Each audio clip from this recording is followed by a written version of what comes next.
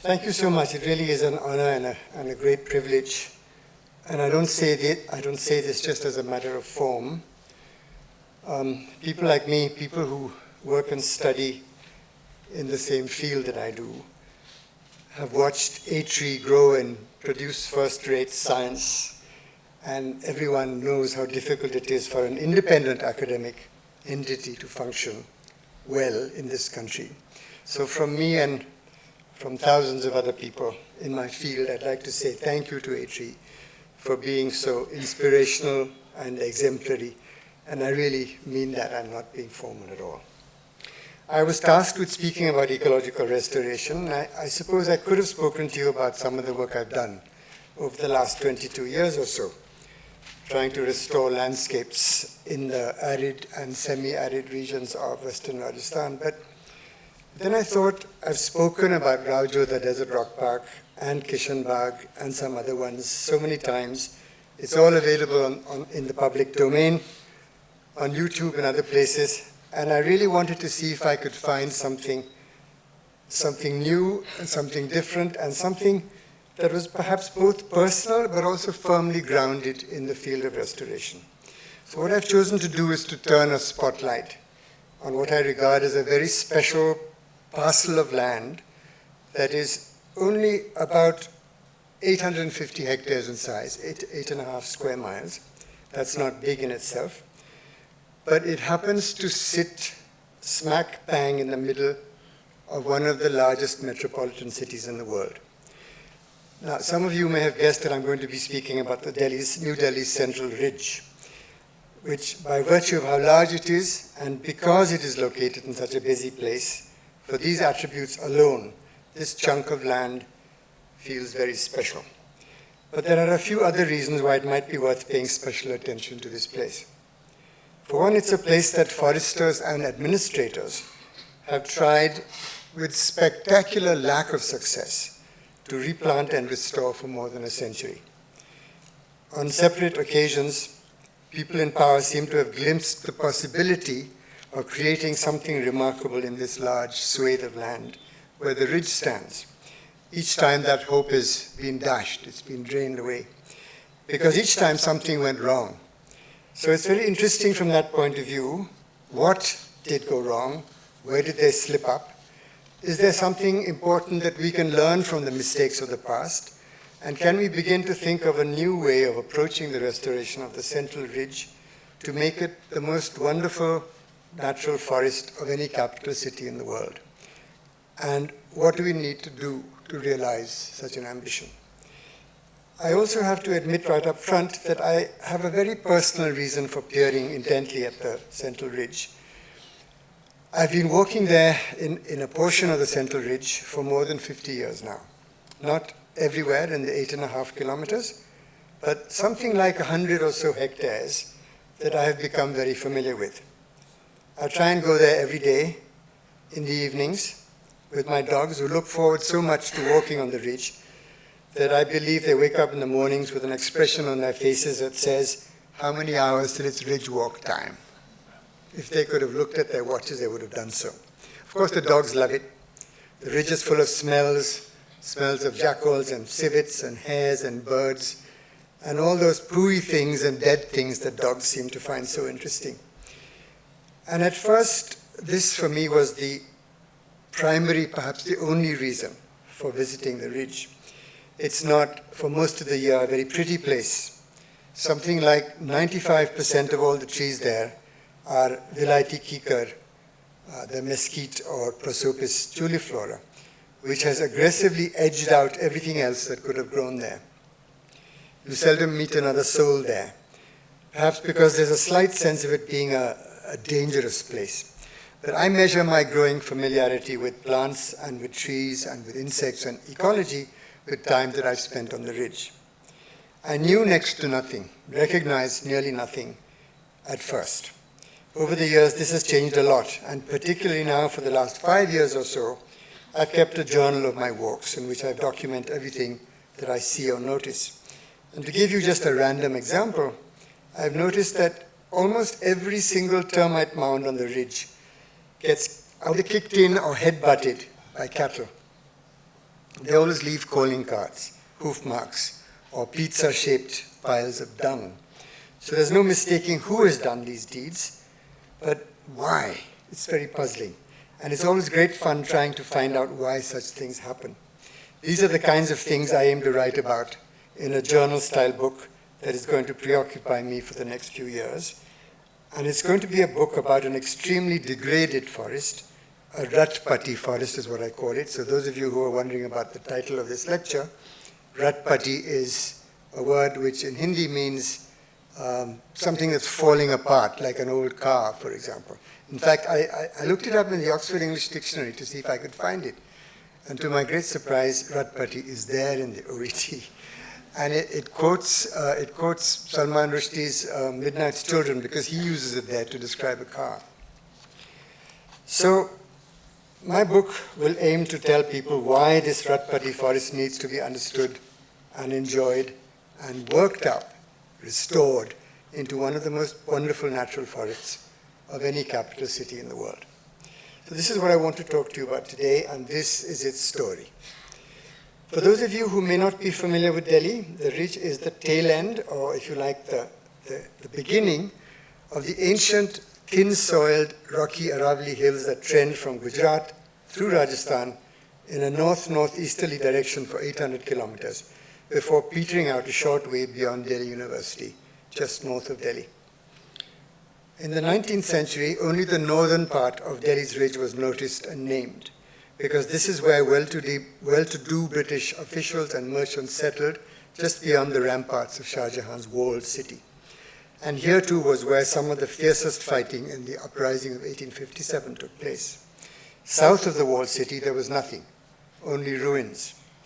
What we call the Central Ridge today only came into being when the new capital city was being planned in 1911. I need to provide a little context so you understand why the Central Ridge suddenly came to prominence. When the British were making up their minds about where in Delhi to situate their new capital, their initial instinct was to wrinkle their noses at the vast theater of ruins that lay south and southwest of the walled city. They even laid a foundation stone for the new capital in the north, but it soon became painfully clear that the north was flood-prone and much too small to accommodate imperial ambitions for a new capital city.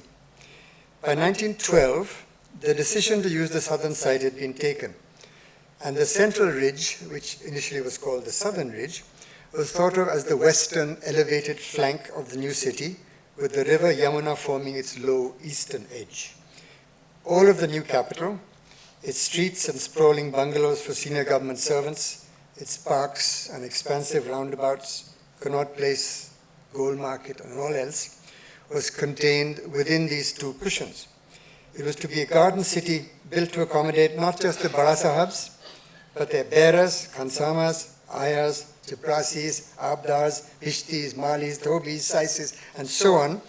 And the number of people the new capital was meant to accommodate, including all of this subservient population, please don't laugh, was 53,000 people, which is smaller than a precinct like Lajpat Nagar is in Delhi today. So the ridge, as it ran down from the northern side, formed a convenient marker of the city's western boundary. In early plans, its unruly landscape was labeled an amenity forest. And what was meant by the phrase amenity forest was that it would be a place in which the Sahibs would go riding in a semi-wilderness that approximated their idea of the countryside. A cantonment was marked out at its southern end. A polo ground was carved out of the ridge a few years later. But it's possible, maybe even likely, that the dry, rocky Ratpati ridge might well have remained completely vestigial to British plans for the new capital city, were it not for a chance visit by the Viceroy, Lord Hardinge, in the rainy season of 1912. The Imperial Capital Committee, which included Edwin Lutyens, was tasked, among other things, with deciding where exactly Government House, or the Viceroy's Palace, which now, of course, is what we call Rashtrapati Bhavan, was going to be. But in August of 1912, all three members were on a boat back to England without having found the answer. And then Viceroy Hardinge went riding on the ridge. And I know from years of familiarity how lovely the ridge looks in August. The grasses are all up, all the annuals and climbers have germinated, And for a brief while, the ridge can look magically beautiful. Harding wrote excitedly to Lutyens, who was probably playing dacoits on a P&O steamer heading back to England. He said, "If it is possible to plant the ridge at moderate expense, it is perfectly obvious to me that the only site for Government House is on the ridge above Talkatora, commanding the most lovely views over the city of Delhi and over the whole plain, both east and west. Can you imagine how splendid a white Government House with red tiles and a gilt dome would look in such a commanding situation, dominating the whole of the country round, while the slope from the situation of Government House down to the plains would be covered with terraces and fountains like a miniature Versailles." Harding's only worry was whether it was going to be possible to plant interestingly on the ridge, because if not, then the whole idea was a non-starter. How could he be sure? He tried to find out by inviting Forest Conservator Peter Clutterbuck from the United Provinces to dash down to Delhi to take a look and please advise. 3 days later, Clutterbuck tours the ridge and submits a fairly long list of trees and shrubs that, in his estimation, would do well on the ridge. It's a curious list, to say the least. The first tree in Clutterbuck's list was Acacia arabica, which is the now outmoded and discarded name for the babool, which some of you may know as Acacia nilotica, which is now called Vachelia nilotica. And yes, I know the name changes in botany can be very annoying, but that's just the way it is. Now, the babool is a mid-sized tree that likes to grow in deep, loamy soil where the water table lies high, close to the surface. You see it growing cheerfully along boundaries of farmers' fields when you drive out from Delhi in almost any direction, so much so that the babool is regarded as an unfailing indicator of arable land. But there isn't a single stick of the babool growing anywhere on the ridge. Not then and not now. The ridge is simply too rocky and dry, with a thin, recalcitrant, iron-rich soil derived from the breakdown of quartzitic rock. And this is just one example of how Clutterbuck, and indeed generations of foresters who followed after him, were not attuned or sensitive to the ecological character of places like the ridge. Most of the rest of Clutterbuck's list of suitable shrubs drew heavily on forest trees and shrubs from the sub-Himalayan tract that are used to much more moist conditions. They would never have survived on the ridge. As it turned out, placing Government House on the ridge was not something that Lutyens or the rest of the other members of the Capital Committee liked, and Clutterbuck's list probably found its way onto a dusty shelf. When I was researching my book on Delhi's trees in the early 2000s, I came across Clutterbuck's list, but also a trove of papers in the National Archives, which tell us in great detail what happened over the next 2 decades or so. I'm only going to give you the general curve of the story here. In the first few years, the ambition of growing a nice-looking forest on the ridge turned on whether it would be possible to do some heavy earth moving in order to retain monsoon moisture. The scheme was drawn up in 1913 that involved blasting and cutting on the ridge to create large terraces to hold up 3 feet of soil, along with 2 pumping stations and a network of pipelines.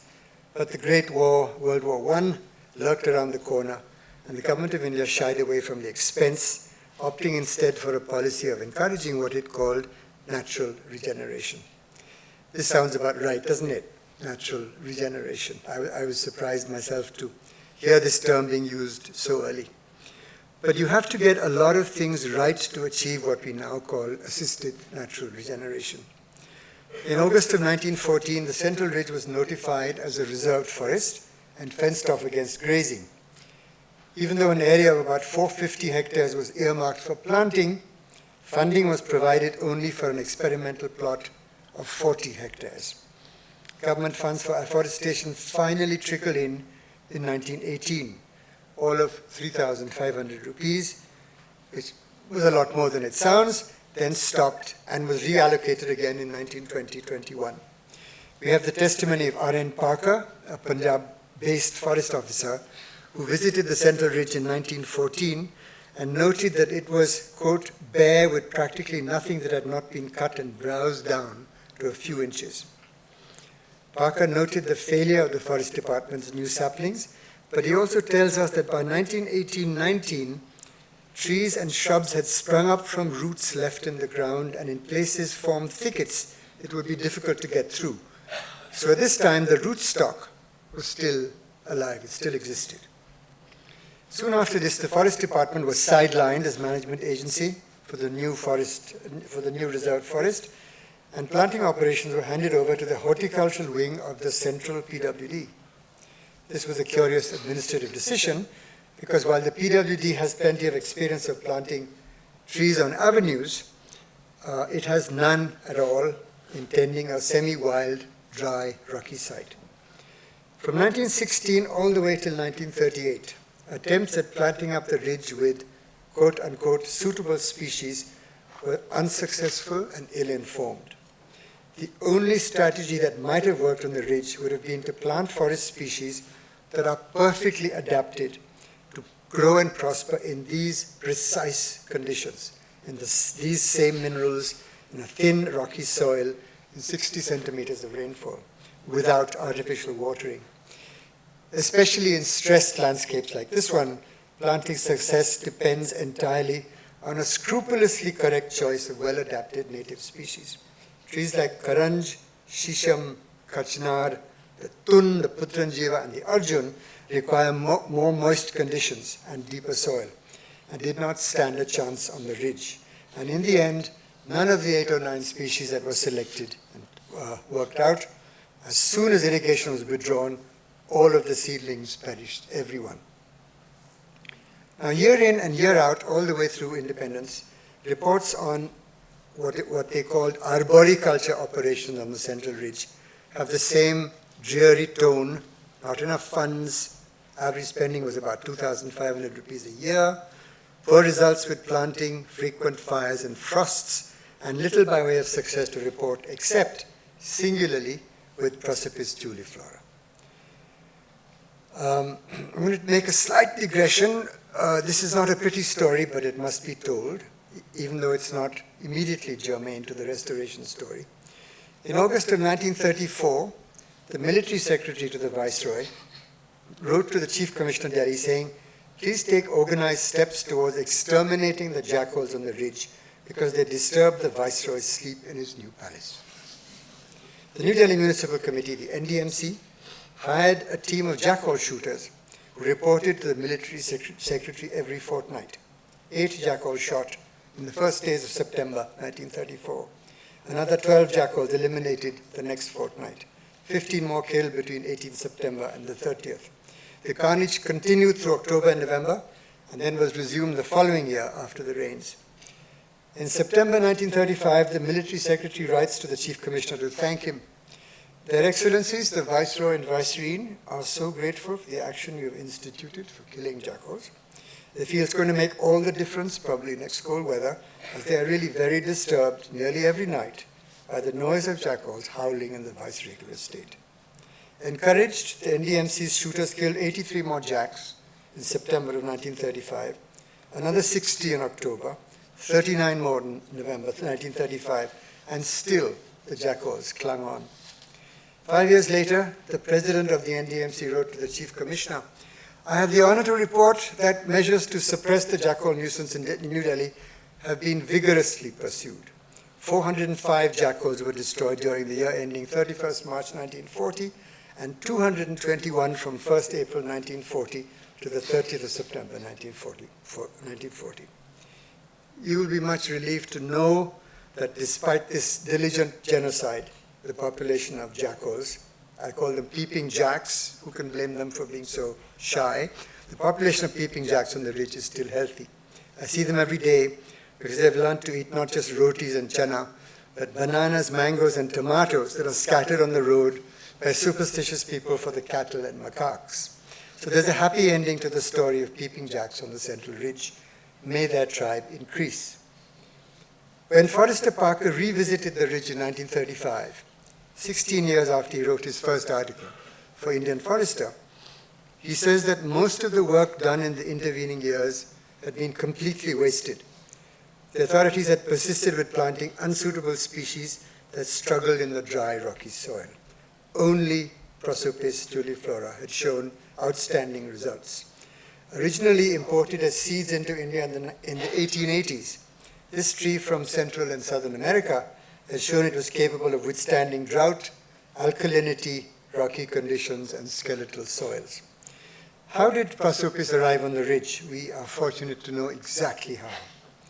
William Robert Musto became superintendent of horticultural operations in New Delhi in 1919.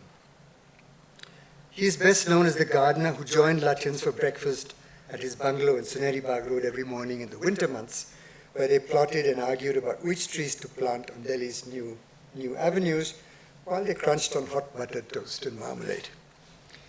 Musto had previously served in the Punjab, because Delhi, you have to remember, was one of the southern districts of the Punjab until 1911. So Musto knew this territory and this part of Delhi well. So even though it wasn't part of his remit, Musto threw himself energetically into the task of planting up the ridge. And one of his assistants, Walter George, wrote a memoir which tells us exactly what happened. In Walter George's account, he says, Musto went out in his old car on a Sunday. I have sometimes gone with him, taking a few coolies with crowbars, pickaxes, etc. He would walk over an area and then say, loosen that crack a bit for me, or dig a little over here, and then he would put in his seeds. And gradually the ridge has been covered with Prosopis, and when it had become established, better things were planted.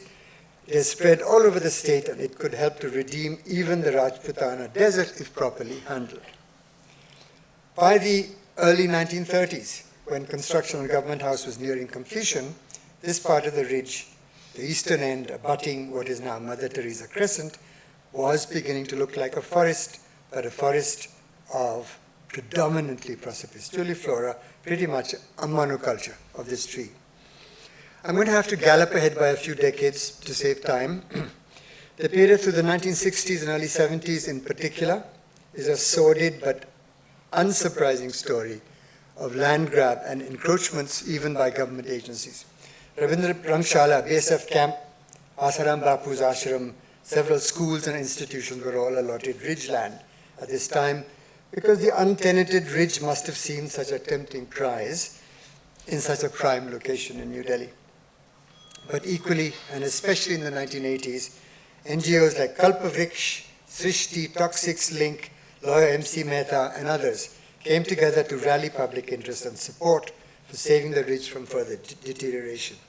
We owe them our gratitude and kudos. Several institutions, horse stables, petrol pumps, and other encroachments got knocked down or kicked out. All of this while, the Forest Department played only a minor role on the ridge. That role instead was played by the CPWD, which carved out the Buddh Jayanti and Mahavir Jayanti parks from the Central Ridge in 1970, and then proceeded to plant inside these parks exactly the same species that you see in Lodi Gardens, which was another instance of a horticulture agency not knowing or not understanding the difference between a bangar or a floodplain land, which is where Lodi Gardens is, which has deep alluvial soil, and the rocky ridge. And then the Forest Department, which should have been here all along, was finally given charge of about half of the notified land of the Central Ridge in 2004. This was long delayed, and some of us hoped we'd see some action on the Central Ridge, but nothing of the kind happened. The Forest Department left the Central Ridge almost completely alone. In more recent years, only around 2018 and 19, we began to notice that parts of the ridge were being used for compensatory afforestation. Contractors were allotted plots on the ridge and told to plant them up with local species and to ensure irrigation for 5 years so the trees will survive. What trees? For those of you who know your trees, the contractors seem to have made up their own decisions. Mango, Pilkhan, Moalshri, Peepal, Babul, Kadam. One High Court judge ordered the Forest Department to plant only fruit trees, jackfruit, mango, papaya, guava.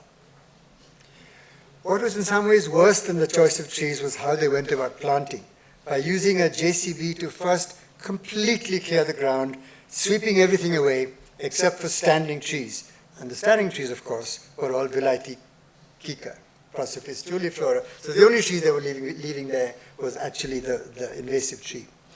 And the next part of the protocol was to make a dense grid of planting pits evenly spaced apart, followed by drip lines for irrigation.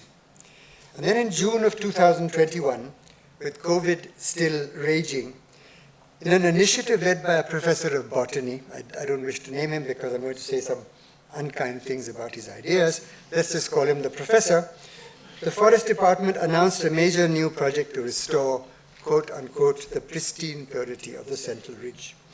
I was invited to be on an advisory committee that heard the professor laying out his plans online for restoring 400 or so hectares of the Central Ridge. So I had a ringside seat. Again, there isn't time to go into granular detail, but I'll try and summarize the professor's proposals and tell you why I think they were unwise. The professor began by telling his online audience that he was going to make the ridge like New York Central Park. New York Central Park. This was his opening salvo, and it took us completely by surprise. Now, New York Central Park is certainly beautiful and has lots of attractions for New York citizens, but it isn't in any sense a restored natural ecosystem. The professor added, like Central Park, we will have handball courts and tennis courts at the edge of the restored area inside existing parks. Well, what are your plans for getting rid of Prosopis juliflora, we asked him. How do you propose to do this, because it's everywhere? The professor didn't seem to think there was a problem.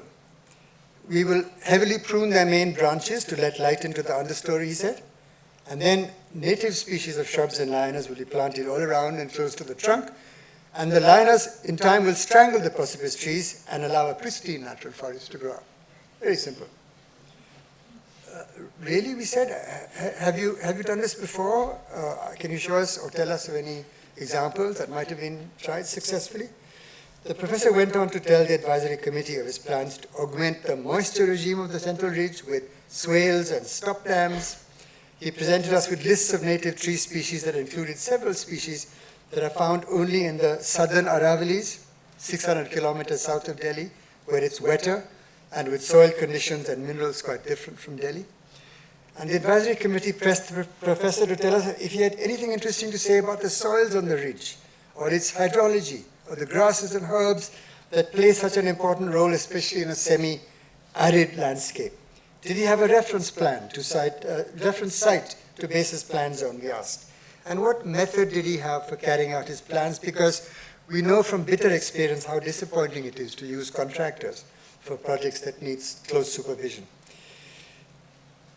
In the face of mounting criticism, the professor eventually resigned from the project, but the Forest Department decided to press on ahead with a pilot scheme of restoration in a truncated 40 hectares of the Central Ridge. The FD now dutifully tried to implement a protocol that the professor had devised. First, JCBs were used to completely clear the ground of everything growing there, except Prosopis trees. These trees were then lopped heavily, all of their big branches, and then thousands of pits were made densely in a mathematical grid to accommodate species that consisted of only 5 native trees and another 4 species like jungle jalebi and Kigelia africana, the sausage tree, that have no business being there at all. I don't wish to really disparage the Forest Department too much because it's an easy target. I think one of the most important tasks for the restoration community is to reach out to the Forest Department in an effort to sensitize it and help to bring restoration methods into the curriculum, both for new entrants into the Forest Department as well as serving officers. We mustn't blame them for not knowing what they're not taught and don't therefore know. But realistically, knowing what we know today, what are the chances of really making a first-rate natural habitat in Delhi's Central Ridge? One way of stock taking is to ask, what do we know now in 2024 that we might not have known in the 20th century? And what, if anything, has shifted enough to matter? And can we regard our current state of knowledge and the methods we use as sufficient to achieve our restoration goals? For a start, what was known or understood about native plants that are perfectly adapted to the climate, soil, and the moisture regime of a particular place, was at best, in those days, broad, brushstroke, and imprecise. Forester Clutterbuck's list wasn't a good list. What is more worrying is that even now, until very recently, the professor's list and the Forest Department's list include several trees that are not suitable. Nevertheless, I can say with some confidence that a good list, a quote-unquote good list of native plants that can be counted upon to do well here is available to any agency today that really means business. Our understanding of arid land perennials is new, so yes, it's certainly possible to paint this landscape with the right plants today. 2, we knew nothing about invasive plants in the early 1900s, which is why Musto reached out so enthusiastically to Prosopis as an answer to persistent failure. Even though we don't quite know how to tackle invasives, and many of our state laws and tree acts still don't permit their removal, I think it's possible to say that even halfway decent restoration practice today does recognize and will search for effective ways to get rid of invasive plants as a first step in any restoration program. 3, climate change didn't loom over us back then, not even a whisper of it. No one was talking carbon sequestration back then, they are now. The trouble is that climate change and carbon credits have sent governments scurrying in the wrong direction. This is exactly what has fueled the craze for planting millions of trees, not just in Delhi, everywhere else too, as if tree planting is a magic bullet. Someone very clever has coined the term pathologies of afforestation to describe how governments announce mega schemes for planting millions of trees every year. But quite apart from the question of how many of them survive, planting trees, especially in arid and semi-arid biomes, which more naturally support grasslands or shrublands, is ecologically harmful. I shouldn't be saying this here. A-Tree is at the forefront of advocating open natural ecosystems, so I'm not going to say anything more about this topic. All of you know it very well. Next, our understanding of arbuscular mycorrhizae is new. It dates back only from Susan Simard's work in the 1990s. And although I'm aware that there's been a bit of a pushback against some of the surging optimism with which mycelial networks underground have been touted, nevertheless, I'm sure we know enough about mycelia. I'm not sure we know enough about mycelia and how to harness its advantages, and indeed about life at the microbial level in the soil. I sometimes wonder if 20 years from now, we will look back at the mid-2020s to smile a little indulgently at how naive and ill-informed we were, especially about life at a microbial level in the soil. I don't really know how much our understanding of geology and soils has advanced in this country. Perhaps it has. But if so, it has happened within the confines of the earth sciences, with very little or no trickle down to lay people like myself. We may know the names and the taxonomy of soils, and sometimes how they were formed. But do we understand the language and dialects of different kinds of soils and how they interact with plants? My understanding is that first-rate modern soil health studies recognize not just static inherent qualities, but dynamic qualities of soil as part of a complex ecosystem capable of either restoring or degrading the surrounding environment. I just feel we have a long way to go in this particular field. And if there are earth scientists in this audience, I have a special plea to you. You have a task ahead. We're waiting for someone or someones who will bridge the huge gaps that prevent us from knowing more relevant, interesting things about the soils we plant in, and especially how to correlate soils with plant species. Something similar is true of plant taxonomy as well. Today we have floras of almost everywhere in the country, even district-level floras. But I'll tell you what I found particularly frustrating myself when I was working in the desert. Despite the fact that we had an excellent flora of the desert by Dr. Bhandari, it has practically nothing to offer us by way of the ecology of the plants it describes. This is another area where we need a major thrust of new work to understand what plants need by way of minerals, soil type, moisture, site quality, and so on. This list can go on almost endlessly. Well, not quite endlessly, but there's a lot more to add to this list. But I'm going to stop here, not because I'm running out of things to say, but I think I'm running out of time. What I will try and do quickly as my closing remarks is just to say that if there is one overarching reason for believing and knowing that the Central Ridge can be coaxed into becoming a vibrant, living, natural habitat of plants and creatures, it is the fact that the soil its soil is alive.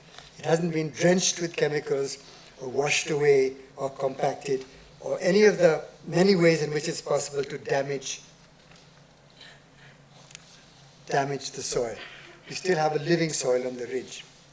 This is the basis and the bedrock for any initiative to restore Delhi's Central Ridge.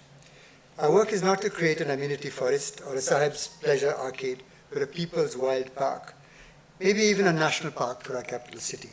And for this reason, it's going to be really important to think of all the different ways in which visitors and citizens of Delhi will be able to use such a park. It's not my place to say what the wild park will be like. This will be the work of a broad coalition of scientists and planners and artists who will need to do this. I haven't talked about lots of things. I haven't talked about funding, which of course is so important. I haven't talked about the grand coalition of planners and designers and scientists. There's a lot of pitfalls and a lot of issues, but also the possibility of a glorious opportunity and an outcome. Because I believe there's nothing quite so effective as creating one shining example, one clear demonstration of what's possible to open the floodgates to imitation. Thank you so much for listening to me so patiently.